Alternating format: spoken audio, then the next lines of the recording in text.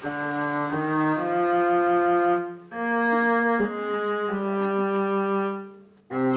avec l'appui sur le doigt et il permet notamment à des personnes qui ne peuvent pas faire de violoncelle, de violon, de pouvoir juste glisser leurs doigts et faire la note sans avoir à manipuler un archet.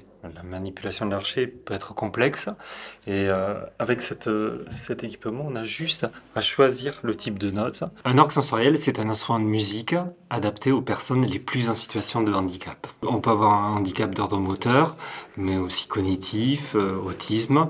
L'important, c'est de pouvoir mettre la personne en situation d'acteur de sa propre musique. Donc une personne sur fauteuil va pouvoir juste presser le capteur pour générer l'accord, la note, la mélodie. Il a fallu à peu près 9 ans pour mettre au point le dispositif. Donc de l'idée, c'est en 2000.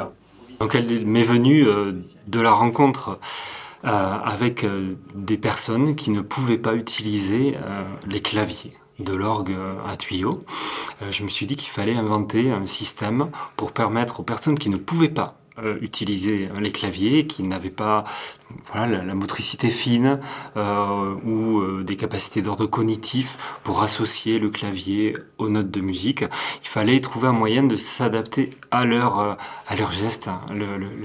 Leur geste, c'est leur expression et convertir ces gestes en musique.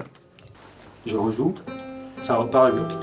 On peut faire une lecture séquencée pour comprendre les différentes parties. J'appuie, j'arrête d'appuyer, je rappuie et le morceau continue.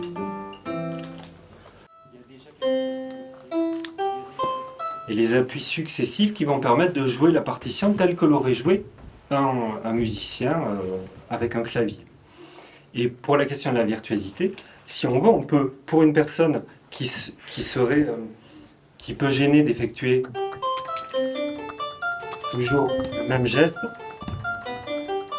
on peut très facilement régler ici la vitesse, le capteur, voilà, de façon à ce qu'il soit doublé, c'est-à-dire qu'on va avoir une note à l'appui et une note relâchée.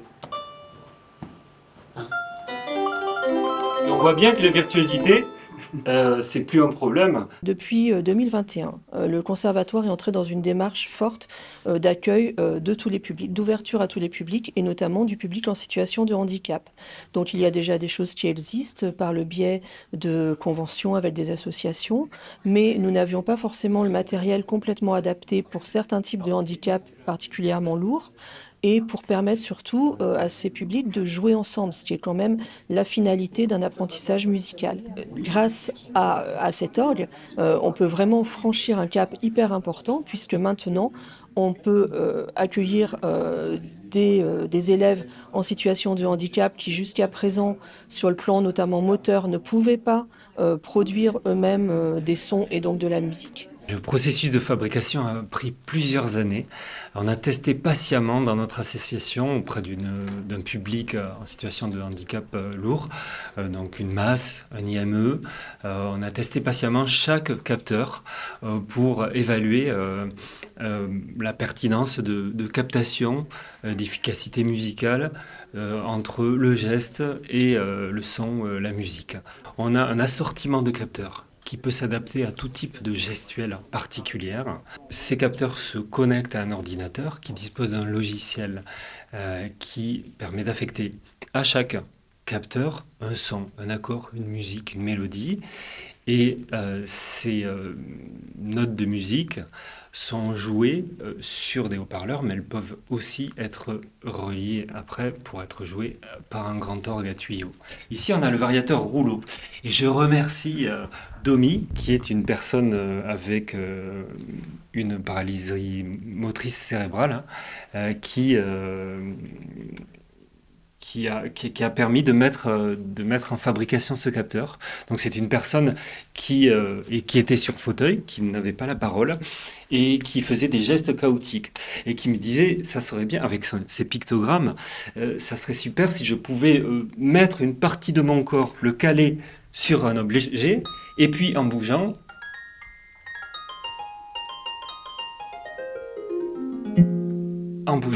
pouvoir jouer d'un instrument de musique mélodique. Jusqu'à présent, on lui confiait des maillotches pour taper sur des xylophones ou des percussions, et c'était assez décevant pour lui, frustrant, parce que il avait une sorte de reflet chaotique du chaos de ses gestes. Et en utilisant ce capteur, on convertit de l'inexactitude des à-coups en mélodie directement jouée sur le timbre de son choix, sur l'instrument de son choix. J'essaie toujours d'inventer des nouveaux capteurs. Là, je suis très heureux d'avoir mis au point quelque chose qui permet de capter le mouvement des yeux. Et le suivi des iris permet de monter une gamme.